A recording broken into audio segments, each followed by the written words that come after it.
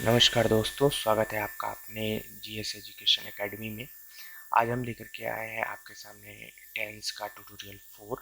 तो चलिए शुरू करते हैं और पढ़ते हैं आगे की सीरीज़ को। जैसा कि आप जानते हैं कि हम टाइप्स ऑफ प्रेजेंट टेंस पढ़ रहे हैं और इसमें हमने सिंपल प्रेजेंट टेंस जो कि है वो पढ़ लिया है। आज हम इस पे बात करेंगे प्रेजेंट प्रोग्रेसिव का।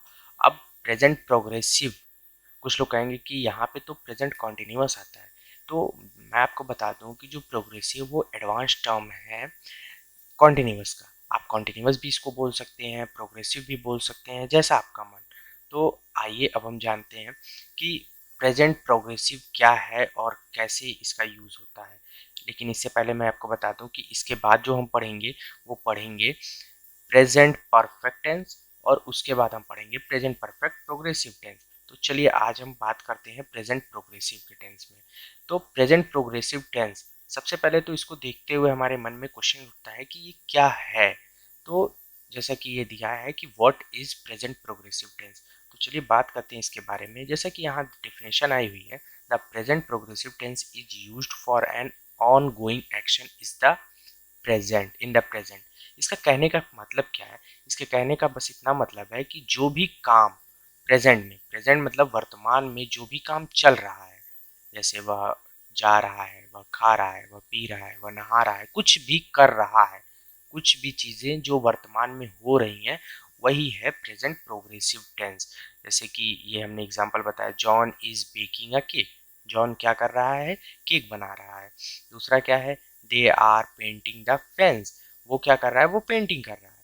तो इसी तरह से जो भी चीज़, इसके कहने का क्या सिंपल सा मतलब है कि जो भी चीज़ वर्तमान में हो रही है, दरअसल उसी को हम कहते हैं प्रेजेंट प्रोग्रेसिव टेंस। चलिए अब जानते हैं इसके आगे का types of present progressive tense. मतलब प्रगतिशील जो है, प्रोग्रेसिव का हिंदी वर्ड क्या है? प्रगतिशील।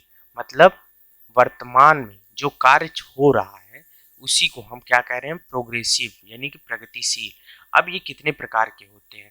जैसा कि हम जानते हैं कि हमने अपने सेंटेंस में पढ़ा था कि अफर्मेटिव टेंस, उसके बाद नेगेटिव सेंटेंस, उसके बाद इंट्रोगेटिव सेंटेंस और इंट्रोगेटिव नेगेटिव सेंटेंस।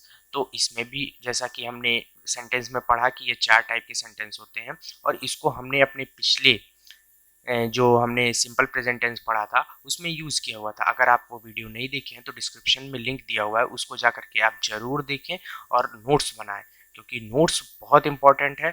मैं आपको प्रैक्टिस प्रॉब्लम भी दूंगा, उसमें भी आप कर सकते हैं।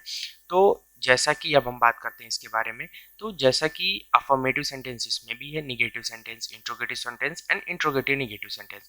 तो चलिए हम बात करते हैं और देखते हैं कि अफर्मेटिव सेंटेंस कैसे होता है। अफर्मेटिव सेंटेंस जो प्रेजेंट प्रोग्रेसिव में होता है वो कैसे होता है, उसका क्या नियम है, उसके क्या उदाहरण है, तो चलिए देखते हैं। जैसा कि रूल देख रहे हैं आप, रूल बहुत इंपॉर्टेंट है, इसको आप नोट कर लें, बहुत ज़्यादा इंपॉर्टेंट है। चाहे फिर वो आपकी किसी सेंटेंस को बनाने के लिए हो, या फिर किसी कॉम्पिटिटिव एग्जाम के लिए हो, या फिर किसी भी चीज़ के लिए, अगर रूल आपके दिमाग में है तो आप कोई भी बड़े से बड़ा सेंटेंस बहुत ही आसानी से बना लेंगे।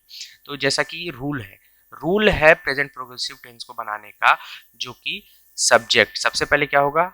सब्जेक्ट, कर्ता, उसके बाद इज एम आर, उसके बाद फिर मेन वर्ब के बाद आईएनजी। आईएनजी क्या होगा कि जो भी वर्ब होगी, जो भी हमारी क्रिया होगी उसमें आईएनजी, आईएनजी इसलिए लगा देते हैं ताकि वो चीज जो होती है वो कार्यशील में हो जाती है, यानी प्रगतिशील में हो जाती है। उसके बाद जो हमारा ऑब्जेक्ट रहेगा एंड देन फुल स्टॉप।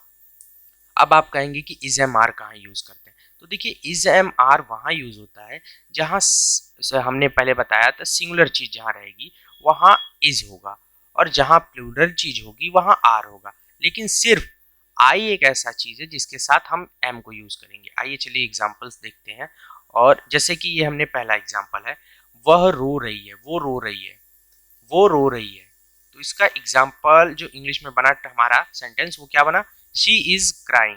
बस इसमें शी क्या है? सब्जेक्ट है, सिंगुलर है इसलिए हमने इज लगा दिया।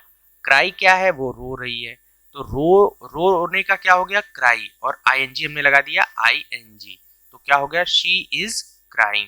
दूसरा एग्जांपल वो है, वह अपने दोस्त से बात कर रहा है। क्या कर रहा है वो? वह अपने दोस्त से बात कर रहा है।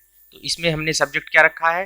ही, उसके बाद सिंगुलर है इस वजह से इज टॉकिंग, टॉक क्या हो गई, मेन वर्ब हो गई, आईएनजी हमारा लग गया क्योंकि हमें प्रगतिशील दिखाना है, टू हिज फ्रेंड, वो क्या कर रहा है, वो अपने दोस्त से बात कर रहा है, he is talking to his friend. अब उसके बाद क्या है, जैसे बच्चा अपने पालने में सो रहा है, बच्चा क्या कर रहा है, अपने पालने में सो रहा है, the baby is sleeping in the crib, the baby, अब बेबी है वो सिंगुलर है तो इज है, इज हो गया, स्लीप क्या हो गई, क्रिया हो गई, और आईएनजी लग करके इन द क्रीब। हम अब यहाँ पे देखिए, अभी तक हम सिंगुलर की तीनों एग्जांपल जो हमने देखा वो सिंगुलर में देखा, लेकिन अब जो हम देख रहे हैं वो प्लूरल में है। जैसे कि हम दोपहर में संग्रहालय का दौरा कर रहे हैं, we are visiting the museum in the afternoon, क्या है, वी है सब्जेक्ट हमारा, आर लग गया क्योंकि प्लूरल है, विजिट हो गया हमारा मेन वर्ब, आईएनजी हमने अपने रूल के मुताबिक लगाया, और कहाँ विजिट कर रहे हैं, द म्यूजियम, कब कर रहे हैं, इन द आफ्टरनून। तो ये पूरा जो हमारा आया है, ये the museum in the afternoon, ये क्या हो, किस में हो गया है, ऑब्जेक्ट में हो गया है, और बाकी हमारे रूल के हिसाब से देख रहे हैं कितना सरल है, सीधे रूल को यहाँ पे हम पुट करते जा रहे हैं और हमारा सेंटेंस बनता जा रहा है। आइए चलिए देखते हैं, इसके अफर्मेटिव के बाद आता है हमारा निगेटिव सेंटेंस। निगेटिव सेंटेंस का क्या है, जैसा कि निगेटिव सेंटेंस में भी देखिए सिंपल सा यही है कि सब्जेक्ट, फिर उसके बाद इज एम आर, फिर हम यहाँ पे क्या लगाएंगे, वहां कुछ नहीं था और यहाँ पे हम नॉट लगाएंगे, नॉट लगाने के बाद फिर वो सेम रहेगा हमारा मेन वर्ब, फिर आईएनजी, फिर ऑब्जेक्ट और फुल स्टॉप। वही एग्जाम्पल हम फिर से ले रहे हैं ताकि अच्छे से आप समझ सकें और कोरिलेट डिफरेंस कर पाए कि आखिर उसमें और इसमें अंतर क्या है। इसीलिए मैं अपने पिछले भी जो लेक्चर्स है, जो तीनों लेक्चर्स हुए हैं, उसमें भी मैंने सेम एग्जांपल लेकर के ही बात की, और इसमें भी मैं सेम एग्जांपल, हाँ सब्जेक्ट सिंपल टेंस के लिए मैंने जो सिंपल प्रेजेंट टेंस के लिए वो एग्जांपल्स दिए थे वो अलग थे इस कॉन्टिन्यूअस के मुताबिक, क्योंकि वो सेम होगा तो फिर सेंटेंस बनेगा कैसे, क्योंकि उसमें है वो खाना खा रहा है, इसमें हो गया, अब उसमें क्या होगा, वो खाना खाता है, तो उसमें खाता है और इसमें खा रहा है, तो इसीलिए चीज़ें अलग होती हैं। तो इसमें जो प्रेजेंट प्रोग्रेसिव में मैंने एग्जांपल्स दिए हैं उसको इसलिए लिए हैं ताकि आप अच्छे से डिफरेंस समझ पाएँ कि आखिर क्या है। तो चलिए अब निगेटिव की बात करते हैं। जैसे कि इसमें दिया हुआ है वो रो नहीं रहा है, मतलब क्या है, सी इज नॉट क्राइंग, जैसे शी हो गया हमारा सब्जेक्ट, इज हो गया सिंगुलर की वजह से, नॉट हमारा रूल के मुताबिक मेन वर्ब हो गया क्राई, और उसके बाद लग जा रहा है आईएनजी। अब हमारा दिया हुआ है जैसे वह अपने दोस्त से बात नहीं कर रहा है, he is not talking to his friend, बच्चा अपने पालने में नहीं सो रहा है, the baby is not sleeping in his crib, हम दोपहर में संग्रहालय का दौरा नहीं कर रहे हैं, we are not visiting the museum in the afternoon. समझ पा रहे हैं आप? तो बहुत ही आसान है, बहुत ही अच्छा है।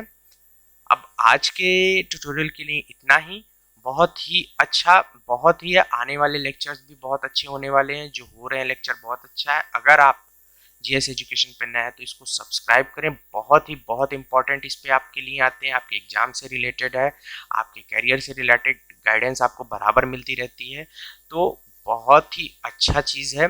और सब्सक्राइब करें, लाइक करें, अपने उन फ्रेंड्स के साथ शेयर भी करें जो जिस तक इसको बहुत ही ज़रूरत है। और हाँ, नोट्स बहुत बनाएं, क्योंकि नोट्स अगर आपके पास रहेंगे तो आप कभी भी क्वेश्चन कुछ भी कर सकते हैं, तो बेहतर है कि नोट्स बनाएं। और अपना ध्यान रखें, टेक केयर, थैंक यू।